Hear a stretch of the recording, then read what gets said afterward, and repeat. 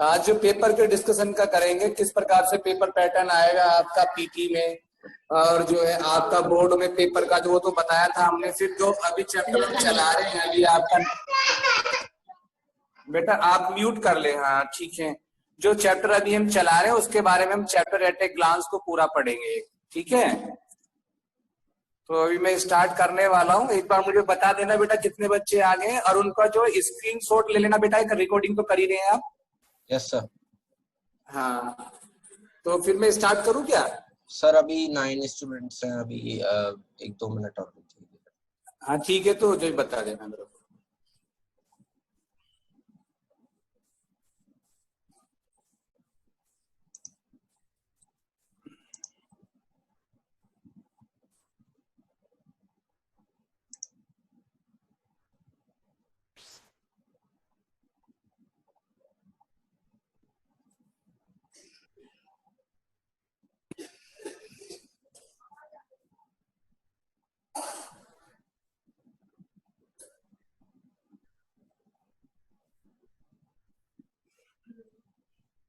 Good morning Aman Kumar, good morning.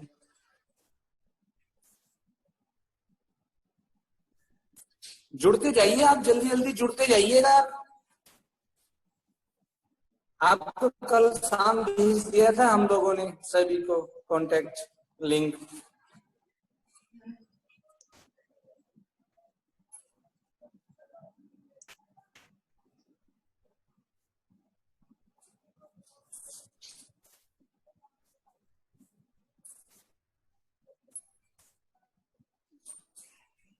Rudra Pratap ji आ गए हैं। गुड मॉर्निंग बेटा, good morning. Good morning sir. Good morning बेटा। खुशी आ गई है बेटा, very good morning.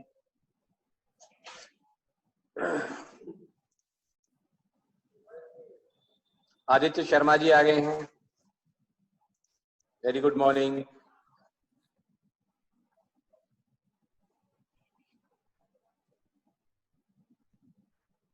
Pooja ji आ गई हैं, Rudra, Sania, Aditya, Tushar Sharma, Moksh Garg, very good. Aman Kumar Singh, Yash Verma, Sneha, Khushi Garg, Aditya Chauhan, Govind Kansal, Bhoomi, very good. ठीक है बेटा, good morning.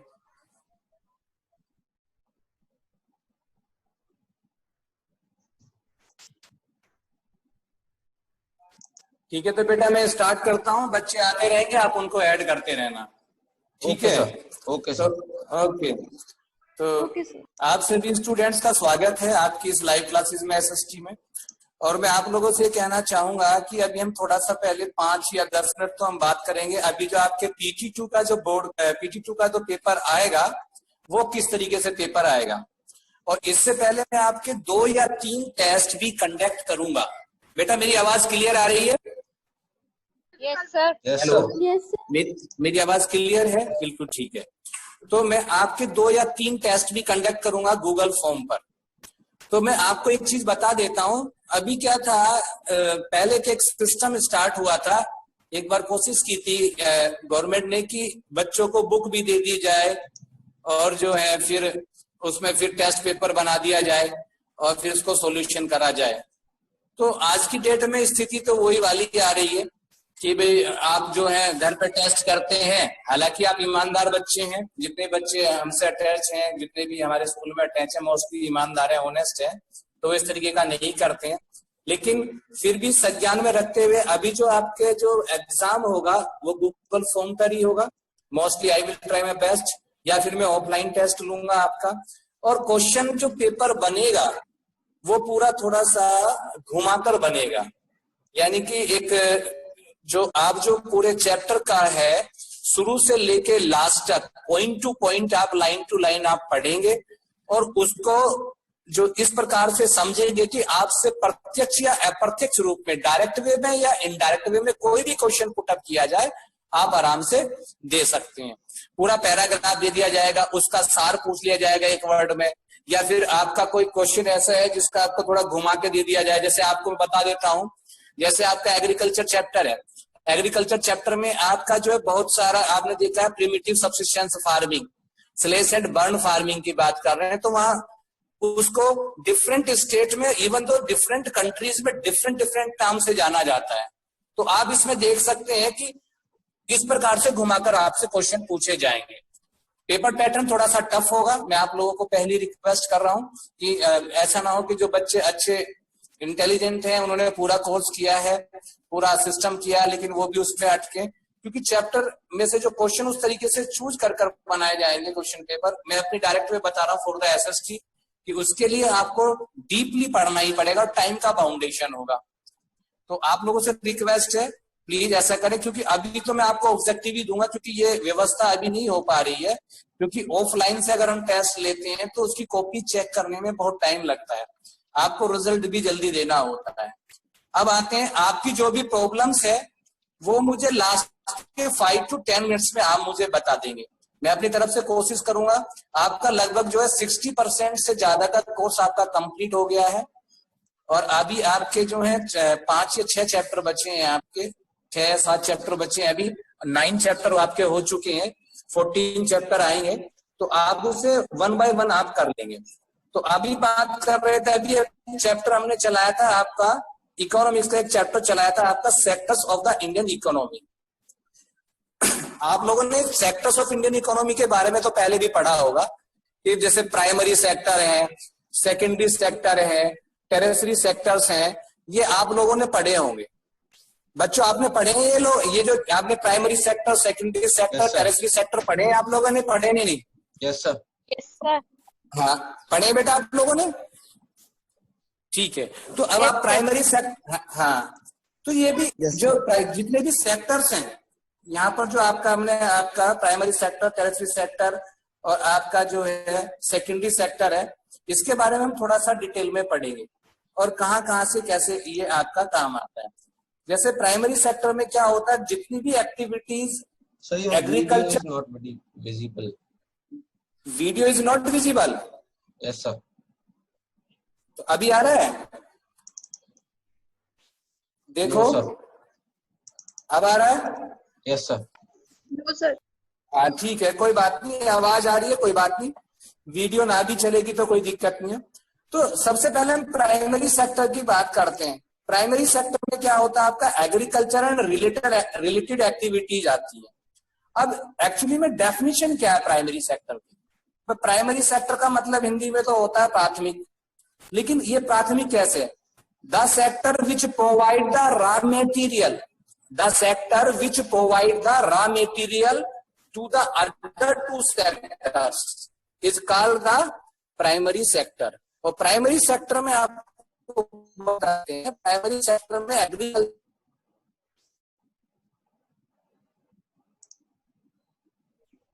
Your audio is not audible.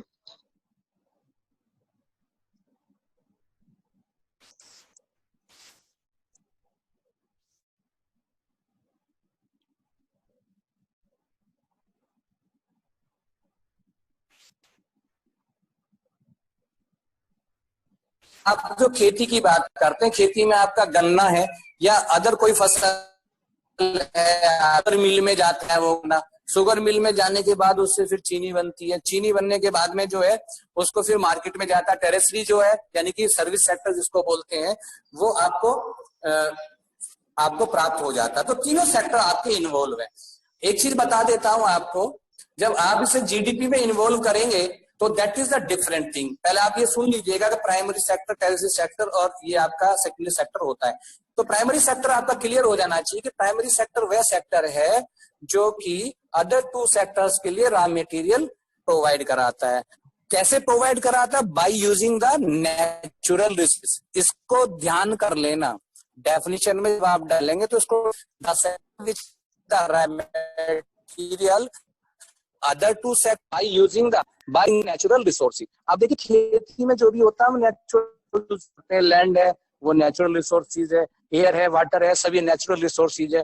उससे हम मक्का, गेहूं, ये सारे रॉ मटेरियल हम कंज्यूम करते हैं, उससे बहुत सारी चीजें बनती हैं। तो आपको इसकी डेफिनेशन समझ में आ जाना चाहिए और ये सेक्टर भी आपको समझ में आ जाना चाहिए। तो इसमें मोस्टली इसे एग्रीकल्चर एंड रिलेटेड सेक्टर्स भी बोलते हैं। अब आता है सेकेंडरी सेक्टर। सेकेंडरी सेक्टर में आता है इंडस्ट्रियल सेक्टर, जिसे हम मैन्युफैक्चरिंग सेक्टर भी बोलते हैं बच्चों, उसको मैन्युफैक्चरिंग सेक्टर। इसमें क्या होता है, it convert the raw material, इसको बेटा गौर से सुने, it converts the raw material into the finished good. जो भी रॉ मटेरियल आपको प्राइमरी सेक्टर से मिल रहा है उसे आप जरूरी थोड़ी कि आप डायरेक्ट भी उसे कंज्यूम कर रहे हो, डायरेक्ट में कंज्यूम ना करके आप उससे दूसरा कोई सामान बनाते हो, उसके बाद में आप उसे यूज करते हो। तो वो दूसरा सामान कहाँ बनता है आपका, आप बता सकते हैं दूसरा सामान कहाँ बनेगा? दूसरा सामान आपका बनेगा इंडस्ट्रीज में, या छोटी छोटी इंडस्ट्रीज भी हो सकती है, बड़ी इंडस्ट्रीज भी हो सकती है, किसी भी इंडस्ट्रीज में बनेगा। तो that is called the secondary sector. इसके डेफिनेशन सिंपल वे में आप लिख सकते हैं, the sector which convert the raw material into the finished good that is ready for the consume, जो कि कंज्यूम करने के लिए एकदम रेडी हो। आप मेरी बात गौर से समझ रहे हैं, जो कंज्यूम करने के लिए एकदम रेडी हो, that is called the secondary sector. अब सेकेंडरी सेक्टर भी आपका हो गया। इसमें मैन्युफैक्चरिंग सेक्टर में कौन कौन सा आएगा? सेकेंडरी सेक्टर में आपका इंडस्ट्रीज है, तो इंडस्ट्रीज में आपकी छोटी इंडस्ट्रीज भी आएंगी, बड़ी इंडस्ट्रीज भी आएंगी। तो जो भी जो भी मैन्युफैक्चरिंग इंडस्ट्रीज है वह सभी इसके अंडर में आएंगी। अब तीसरा आपका आता है टेरेसरी सेक्टर। क्या आता है आपका? टेरेसरी सेक्टर। टेरेसरी सेक्टर को हम दूसरे रूप में बोलते हैं सर्विस सेक्टर। सर्विस का मतलब जो सेवा करता है। अब एक बात समझिए, प्राइमरी सेक्टर में रॉ मटेरियल मिल गया, सेकेंडरी सेक्टर ने फिनिश्ड गुड बना दिया। अब बताइए, उस अगर फिनिश्ड गुड अवेलेबल है कंपनी में, इंडस्ट्रीज में, और वो कहां तक नहीं गया, कंज्यूमर तक नहीं पहुंचा। सपोज करो I am a consumer, you also a consumer, वो आप तक नहीं गया है, तो आप उसे यूज कर सकते हैं। कंपनी में अच्छा माल पड़ा हो, बहुत क्वालिटी वाला माल हो, आपको उसकी जरूरत भी है, जब तक ट्रांसपोर्टेशन नहीं होगा आपका, या आप तक वो अवेलेबल नहीं कराया जाएगा किसी भी मीन से, चाहे ट्रांसपोर्टेशन मीन से, चाहे आपका आज का फ्लिपकार्ट है आपका, चाहे अमेजोन है, चाहे किसी भी आपका, या आपके जो रिटेलर्स हैं, जो आपके शॉपकीपर्स हैं, इनके पास नहीं आएगा, तो आपको कैसे आपको पता चलेगा? तो इस सर्विस सेक्टर का भी बहुत महत्वपूर्ण भूमिका है इसमें, आप लोगों ने देखा है। तो सर्विस सेक्टर है, आपको इसकी सिंपल डेफिनेशन है, the sector which provide the service to all the sectors. ठीक है, इवन दो ह्यूमन भी उसमें आता है, जितने सेक्टर्स हैं सभी के लिए जो सर्विस प्रोवाइड करता है, दैट इज कॉल्ड आपका टेरेसरी सेक्टर। बेटा मेरी आवाज क्लियर आ रही है? Hello, yes sir. Yes, sir.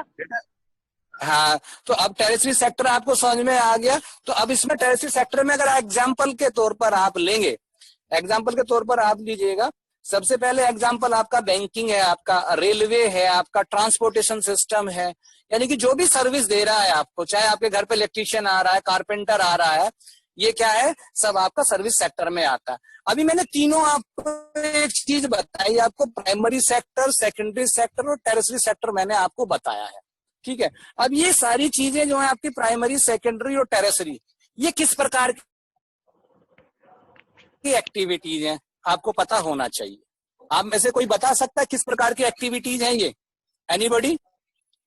अभी हमने तीनों सेक्टर बताए, तो किस प्रकार की एक्टिविटीज हैं ये? मैं आपको दो ऑप्शन देता हूं। Sir, economic activities.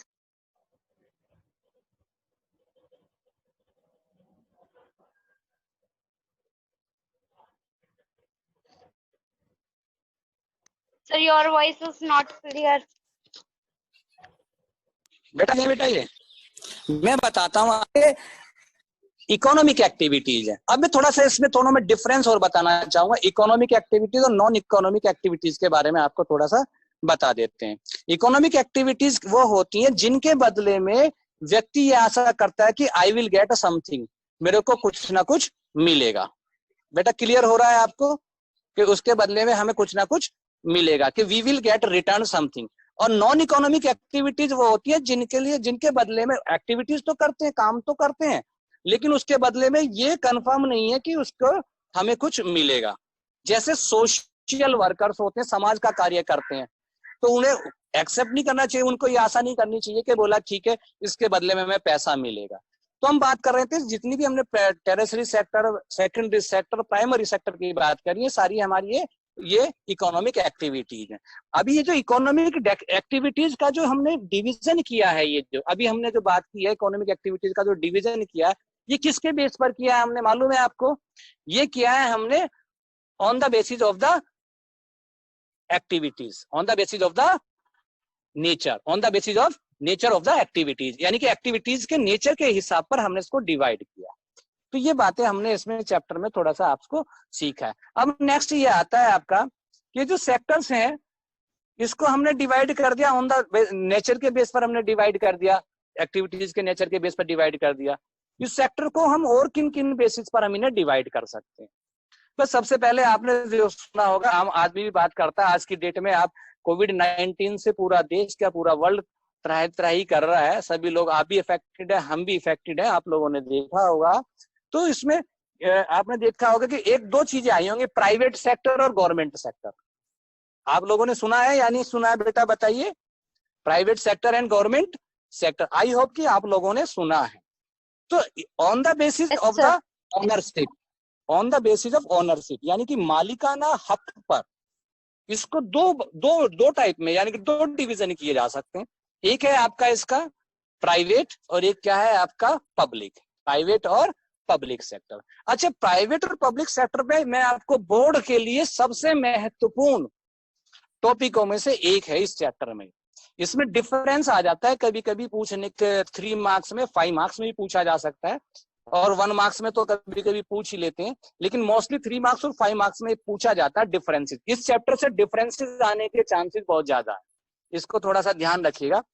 हाँ, तो आप किसी को कुछ पूछना है तो बीच में वो अपना बोल सकता है, थोड़ा सा एक बार हाथ रेज करके और बोला सर मैं आई, तो मैं आप उसको परमिशन दे दूंगा, don't very.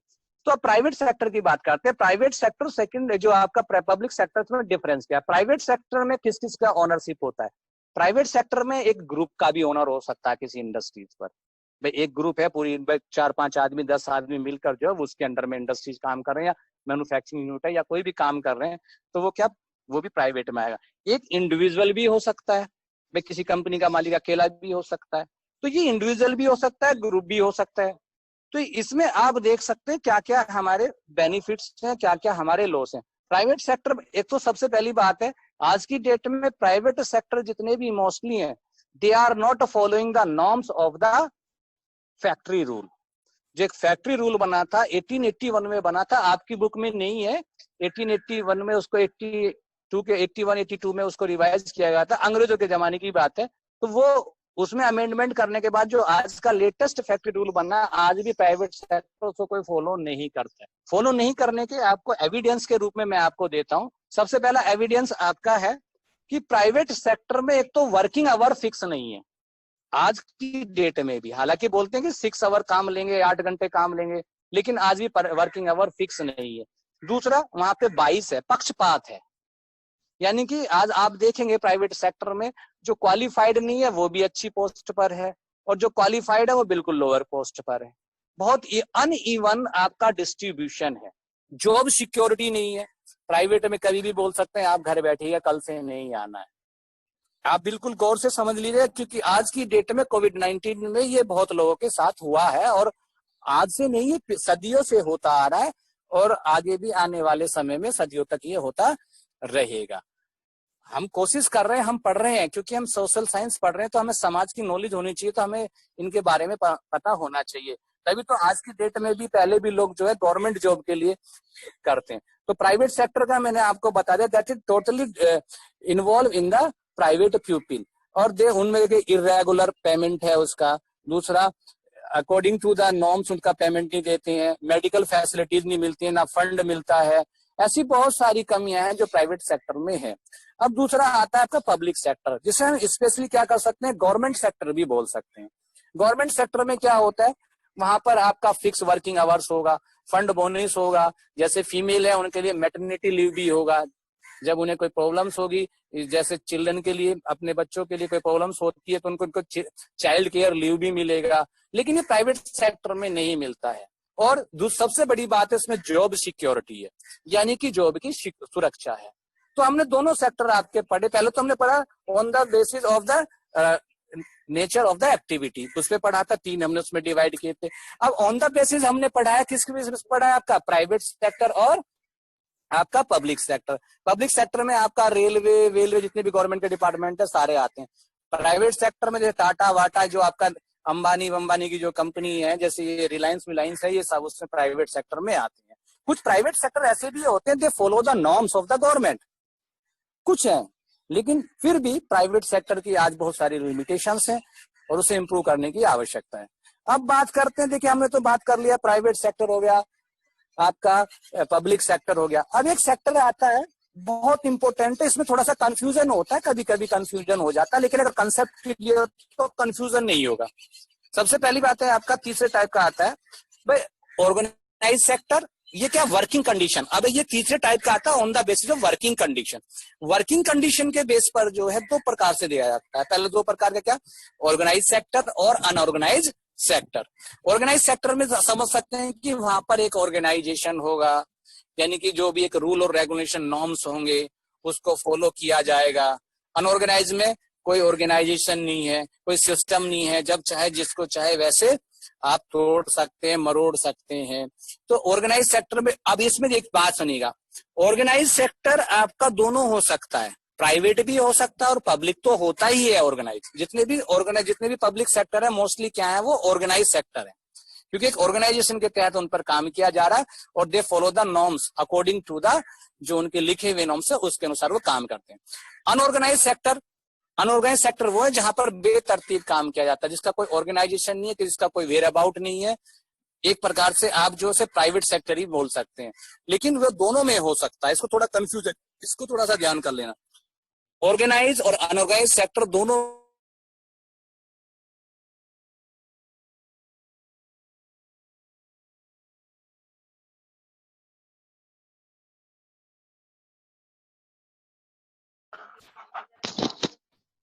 Sir, your voice is not coming.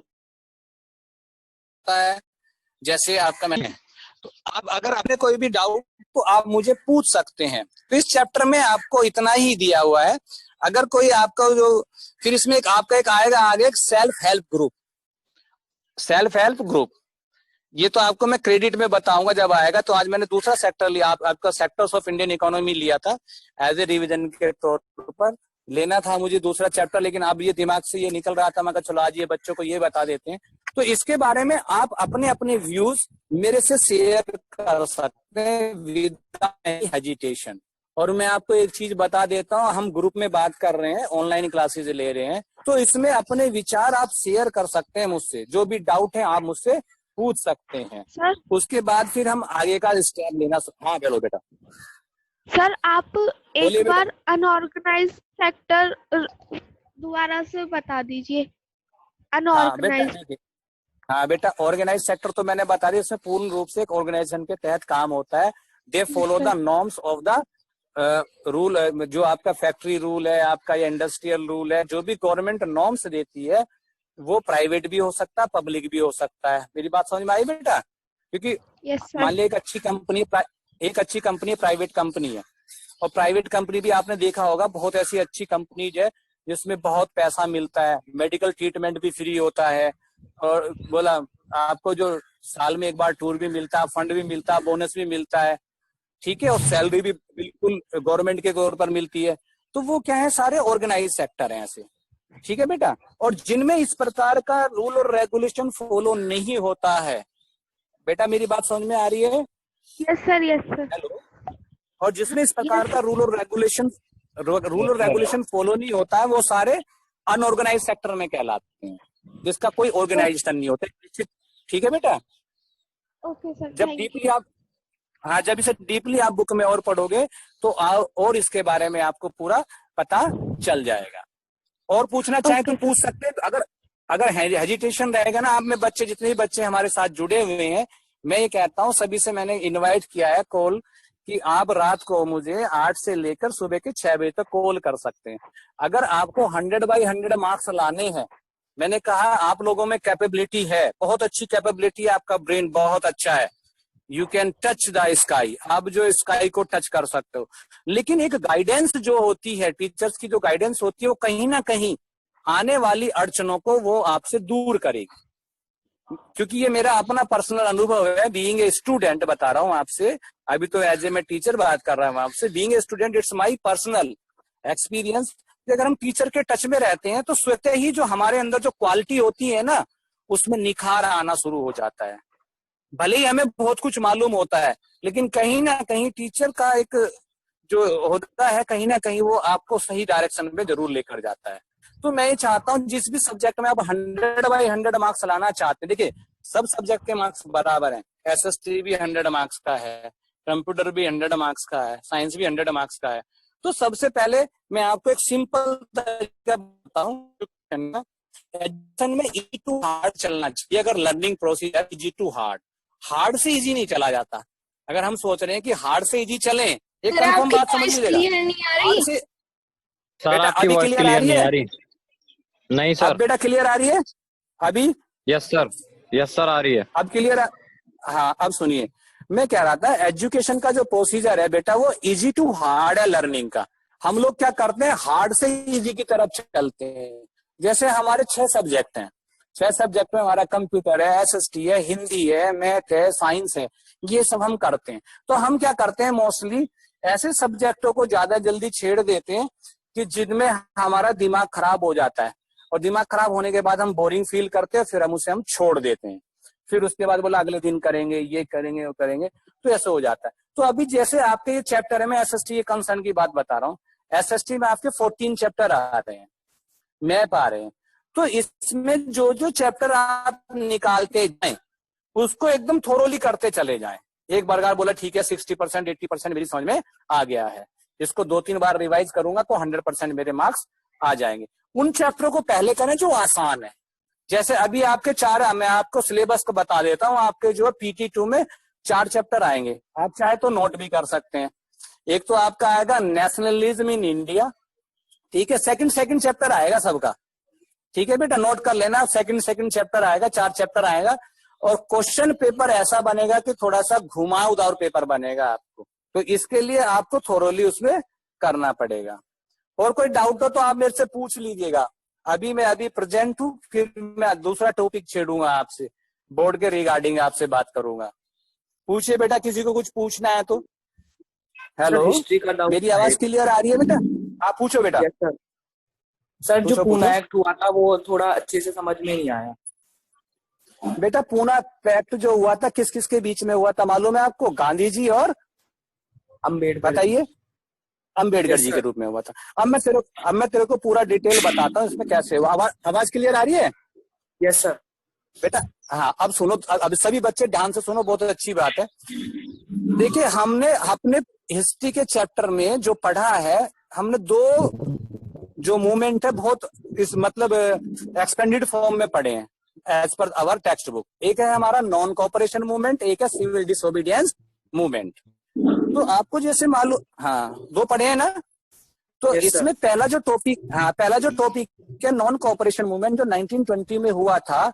आपको पता है चोरी चारा इवेंट जो गोरखपुर में हुआ था, उसके तहत गांधी जो हिंसा हो गई थी, तो गांधी जी ने उसको कॉल ऑफ कर दिया था, बंद कर दिया था। उसके बाद में बहुत सारे पॉलिटिकल नेताओं को अंग्रेजों ने जेलों में बंद कर दिया था। इवन दो जिसमें गांधी जी को भी उठाकर उन्होंने जेल में डाल दिया था। वो तो पब्लिक ने बहुत उनका विरोध किया। उसके बाद में जो है उनको, उसके बाद में क्या था, तो ये मास एजुकेशन हो रहा था यहाँ। बेटा अब भी नहीं क्लियर आ रही? अब आ रही है क्लियर? कट के आ रही है। हेलो बेटा अब देखो, हाँ बेटा अब आ रही है सर। वो वॉइस क्लियर है, उनका बैंडविड्थ कम मतलब स्लो है सर वॉइस उनका। तो कोई बात नहीं। तो बेटा आपका इंटरनेट हो सकता है स्लो हो, यहाँ से तो क्लियर आवाज आ रही है ना जिसका। देखो अभी देखो बेटा, क्लियर आ रही है? Hello, yes sir. Yes sir, yes sir. ठीक है, तो क्लियर आप सुनिए। तो फिर हाँ, तो उस समय जो यहाँ पर जो गवर्नर जनरल थे वो थे कौन थे वहां पर? Hello, General Dyer. Hello, General Dyer नहीं थे। और बताइए कौन थे उस समय गवर्नर जनरल?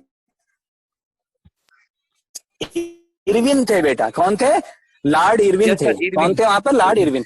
तो लॉर्ड इरविन, हाँ लॉर्ड इरविन। तो लॉर्ड इरविन ने लंदन में 3 गोलमेज सम्मेलन बुलाए कि जो भी यहाँ पे जो अव्यवस्था फैल रही है, आइए एक गोल टेबल पर सभी जो पॉलिटिकल पार्टी जो इंडिया की थी वो बुलाएगी, बोला आकर के हम जो इसके बारे में डिस्कशन करेंगे, क्या हमें इंडिया में करना चाहिए, इंडिया को डोमिनियन स्टेट बनाना चाहिए या फिर उनको इंडिपेंडेंट बारे में। ठीक है, तो उसके लिए गांधी जी, पहले कांग्रेस तो रेडी नहीं हुआ था, उसके बाद में गांधी जी ने उसको 11 डिमांड्स दिया था, किसको, इरविन को, कि ये हमारी डिमांड है, ये हमारी पूरी कर ली जाए तो हम जो है सिविल डिसोबीडियंस मूवमेंट स्टार्ट नहीं करेंगे। इरविन ने उन 11 डिमांड्स को मानने से मना कर दिया था। तो उसके बाद गांधी जी ने ये आपका सिविल डिसोबीडियंस मूवमेंट चला दिया था। फिर 1931 की बात करें तो फिर गांधी जी सेकंड गोल में जो सम्मेलन था, सेकंड राउंड टेबल कॉन्फ्रेंस था, उसमें जाने के लिए वो रेडी हो गए। लेकिन वहां पर क्या हुआ, जो ये कॉम्युनल जो सिस्टम था, जैसे मुस्लिमों का, दलितों का, तो ये सिस्टम जो है वहां पर इसकी आवाज वहां पर उठकर आई। तो गांधी जी नाराज हो गए और गांधी जी वापस यहाँ पर आ गए। उसके बाद में जब वहां पर ही सिस्टम हो गया था, बोला मुसलमानों को भी इंडिपेंडेंट इलेक्टोरेट चाहिए और दलितों को भी चाहिए, तो गांधी जी सोचने लगे भाई अब पे पूरा देश ही बढ़ जाएगा तो जवाहरलाल नेहरू को क्या मिलेगा। तो गांधी जी आमरण अनशन पर बैठ गए। क्या बैठ गए, आमरण अनशन पर, भूख हड़ताल पर बैठ गए।